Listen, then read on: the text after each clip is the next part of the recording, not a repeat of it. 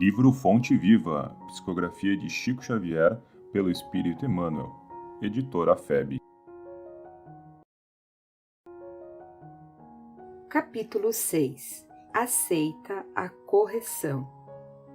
E, na verdade, toda correção no presente não parece ser de gozo, senão de tristeza, mas depois produz um fruto pacífico de justiça nos exercitados por ela.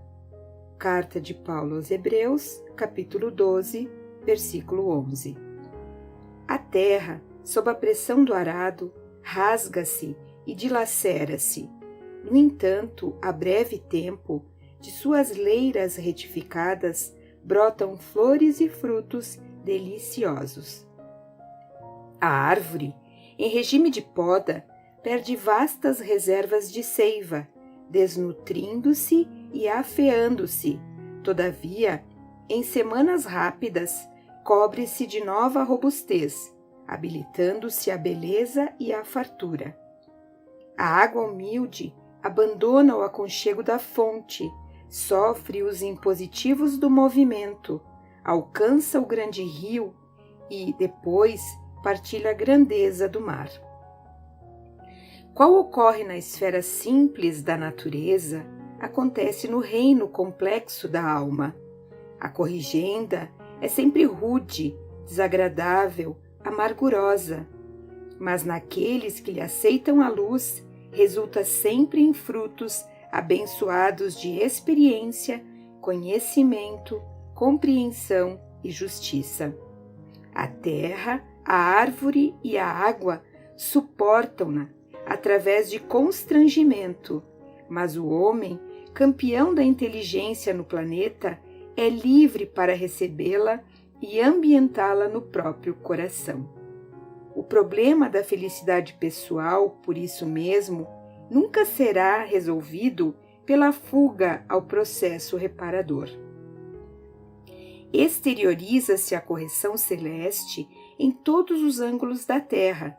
Raros, contudo, lhe aceitam a bênção, porque semelhante dádiva, na maior parte das vezes, não chega envolvida em arminho e, quando levada aos lábios, não se assemelha a saboroso confeito. Surge revestida de acúlios ou misturada de fel, à guisa de remédio curativo e salutar. Não percas, portanto, a tua preciosa oportunidade de aperfeiçoamento. A dor e o obstáculo, o trabalho e a luta são recursos de sublimação que nos compete aproveitar. Capítulo 7. Pelos frutos. Por seus frutos os conhecereis. Jesus, a Mateus, capítulo 7, versículo 16. Nem pelo tamanho, nem pela configuração, nem pelas ramagens, nem pela imponência da copa, nem pelos rebentos verdes, nem pelas pontas ressequidas, nem pelo aspecto brilhante, nem pela apresentação desagradável, nem pela vetustez do tronco, nem pela fragilidade das folhas, nem pela casca rústica ou delicada, nem pelas flores perfumadas ou inodoras, nem pelo aroma atraente, nem pelas emanações repulsivas.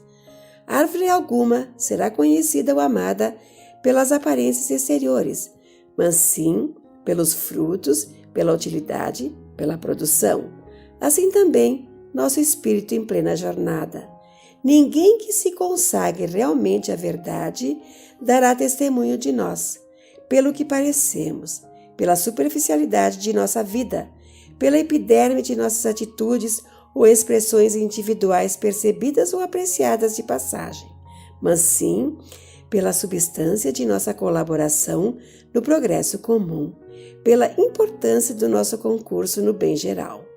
Pelos frutos os conhecereis, disse o Mestre.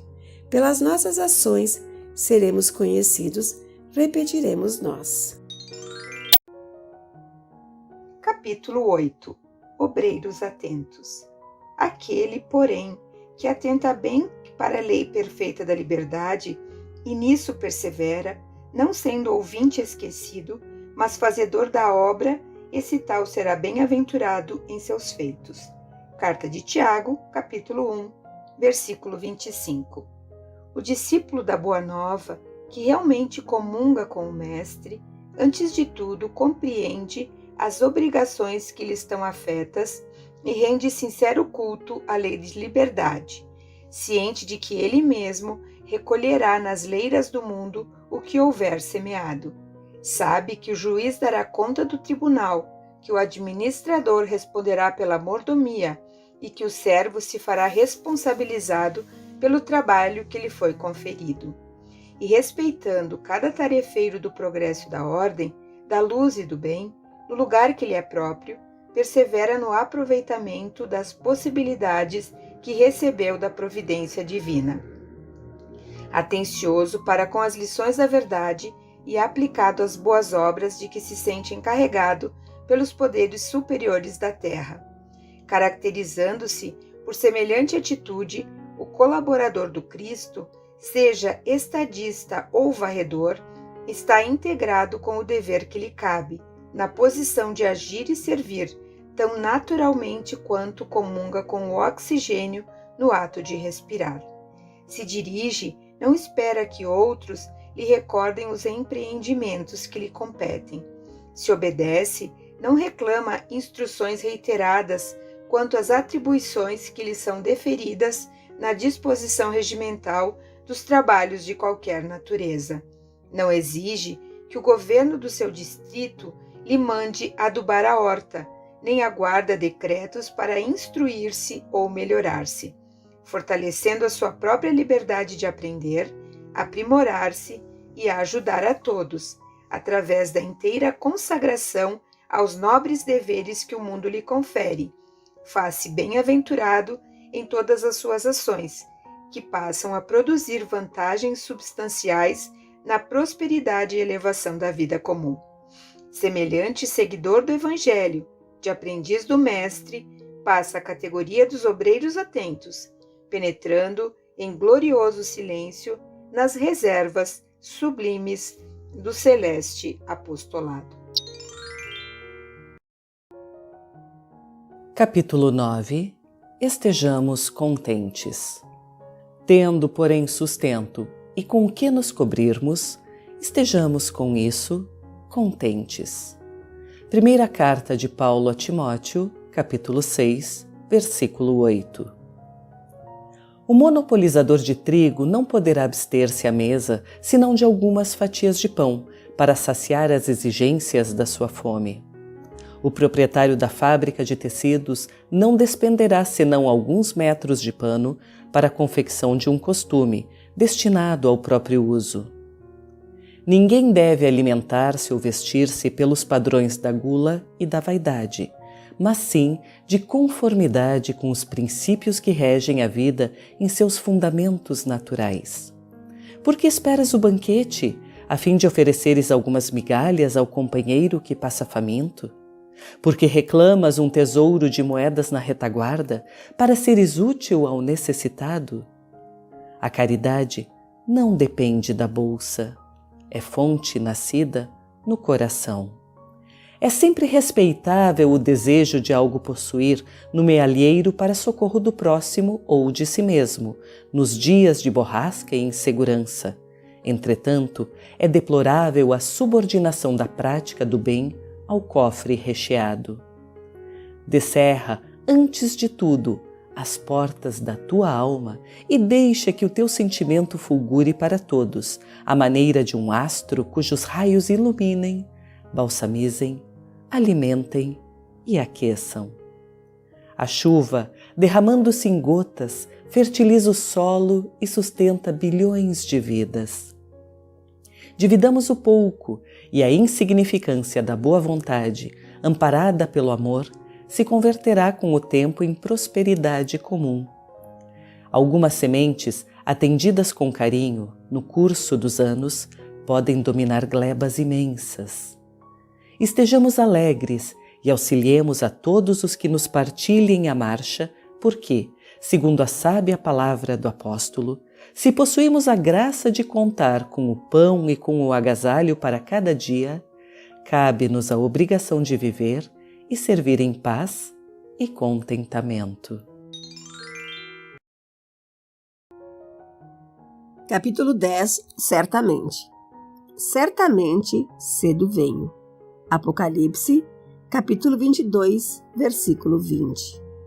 Quase sempre, enquanto a criatura humana respira na carne jovem, a atitude que lhe caracteriza o coração para com a vida é a de uma criança que desconhece o valor do tempo. Dias e noites são curtos para a internação em alegrias e aventuras fantasiosas. Engodos mil da ilusão efêmera lhe obscurecem o olhar e as horas se esvaem num turbilhão de anseios inúteis. Raras pessoas escapam de semelhante perda. Geralmente, contudo, quando a maturidade aparece e a alma já possui relativo grau de educação, o homem reajusta apressado a conceituação do dia. A semana é reduzida para o que lhe cabe fazer.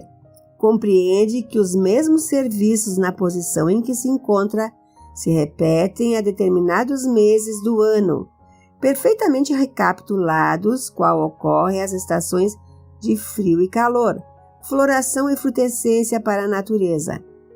Agita-se, inquieta-se, desdobra-se, no afã de multiplicar as suas forças para enriquecer os minutos ou ampliá-los, favorecendo as próprias energias. E, comumente, ao termo da romagem, a morte do corpo surpreende-o nos ângulos da expectativa ou do entretenimento, sem que lhe seja dado recuperar os anos perdidos. Não te embrenhes assim, na selva humana, despreocupado de tua habilitação à luz espiritual ante o caminho eterno. No penúltimo versículo do Novo Testamento, que é a carta do amor divino para a humanidade, determinou o Senhor fosse gravada pelo apóstolo a sua promessa solene. Certamente, cedo venho. Vale-te, pois, do tempo e não te faças tardio na preparação.